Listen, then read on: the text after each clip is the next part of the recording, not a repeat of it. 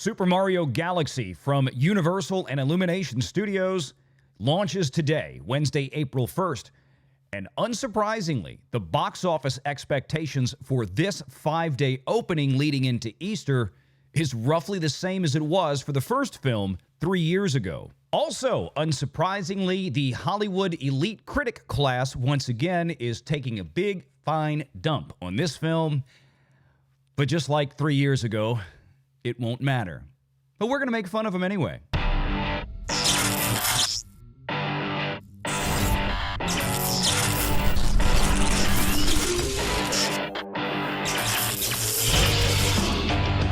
Renegade Online. Well, folks, welcome back. Another great day here at Valiant Renegade. It's good to see all of you out there once again. And if you are like one of the many watching this video, not yet subscribed to this channel, please take a moment and turn that little red subscribe button to gray. Hit that like button, hit that notification bell, share this sucker out on the social medias, and of course, please do leave a comment before you head out the door today. Make sure to join us every Sunday afternoon right here at 6 p.m. Eastern for the live show. Now, before we get to the box office expectations for this opening weekend and what I think this film is going to do, and of course, talk about all the money line, as it were, on this big blockbuster coming up right now, let's take a look at the Rotten Tomatoes score. Yeah, our old friends at Rotten Tomatoes that we love to poke fun at. By the way, go look at a real movie review website like Critic.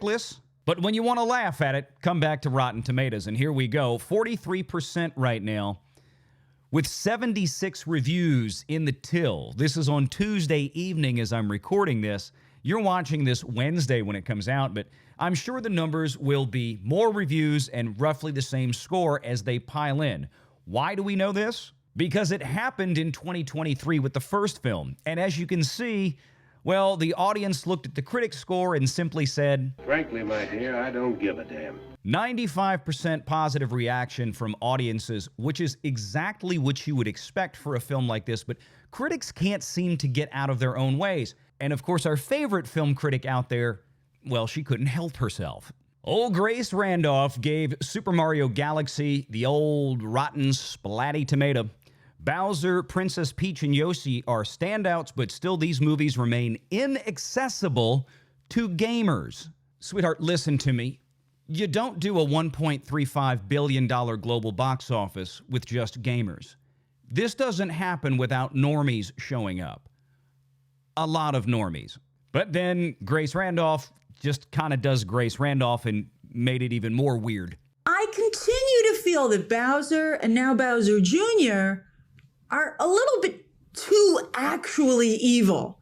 Like, it goes beyond cartoon villainy. I think maybe because they kind of mimic like the toxic manosphere that is like, I don't know if it's becoming more and more popular, if it's maybe finally reached its breaking point, but you know, I see a lot of similar talking points there. What? Sorry, what? Somewhere along the line, I think Grace's liberal application of the makeup may have seeped into her brain. I don't even know where this is coming from. It's toxic masculinity now, and that's why Bowser's popular, because just stop reviewing movies. Now that we've covered the silliness of the critics, and God knows I'm not going to sit here and read all of the stupidity from these professional critics on Rotten Tomatoes, let's talk about what actually matters. What you're here for, the frickin' money. Give her some money, it's easier. Taking a walk down memory lane, we've got this from Deadline magazine back on April 9th of 2023, almost 3 years ago to the day. Super Mario Bros. Hits high scores, record opening for an animated picture at $377 million worldwide. That was a 5-day opening on a Wednesday, just like it is today, this year in 2026, through the following Sunday. $204 million domestically for that 5-day haul, Wednesday, Thursday, Friday, Saturday, Sunday. So let's see what Deadline and the boys are expecting this year.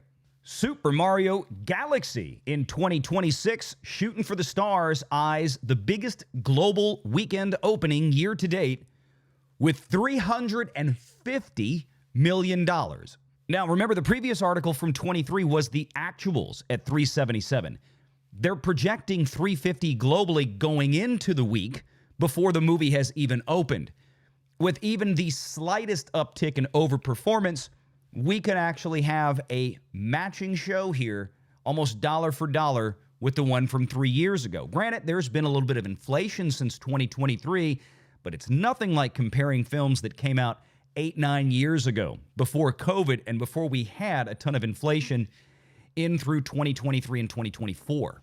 According to Mr. D'Alessandro at Deadline, bigger than an expanding mushroom or a giant-sized Mario, the box office is going to explode over Easter in the positive sense of the word, as Illumination, Nintendo, Universal's Super Mario Galaxy movie is set to do around $350 million worldwide. Broken out, that's $175 million over 5 days at 4,000 theaters in the U.S. and Canada. So right there, that suggests maybe about 25 to 30 million some odd less than what actually happened 3 years ago. But again, this is just the projection stage. These are not actuals.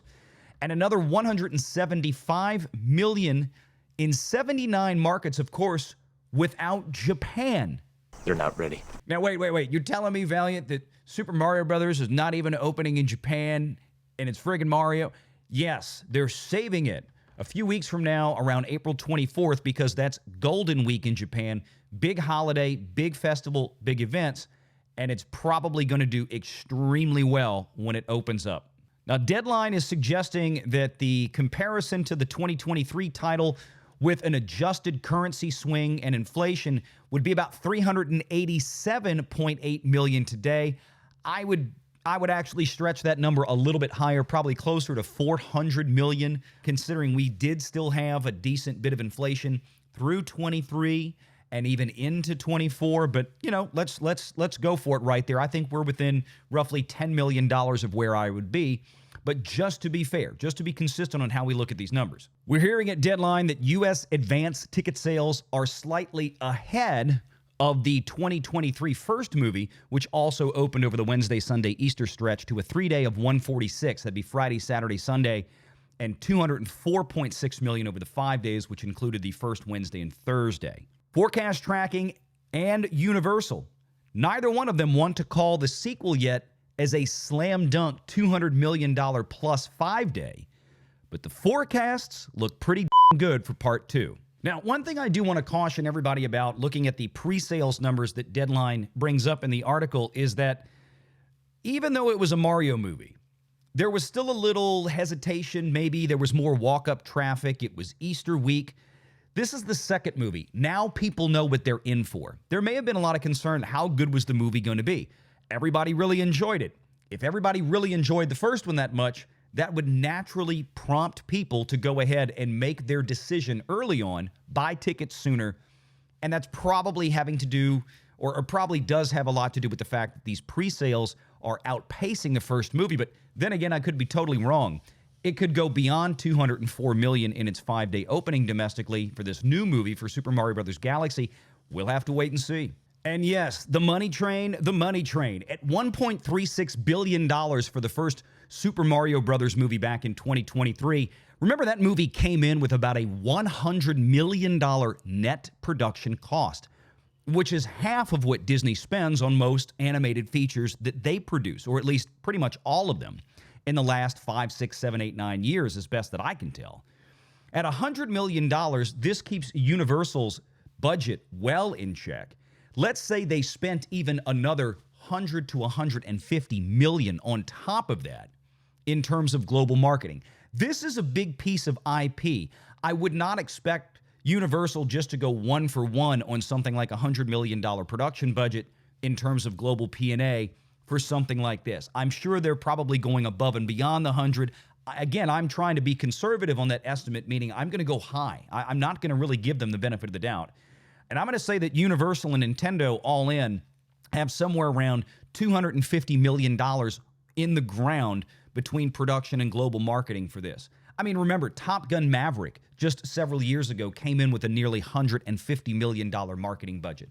Studios will spend on big event pictures like this above and beyond the norm.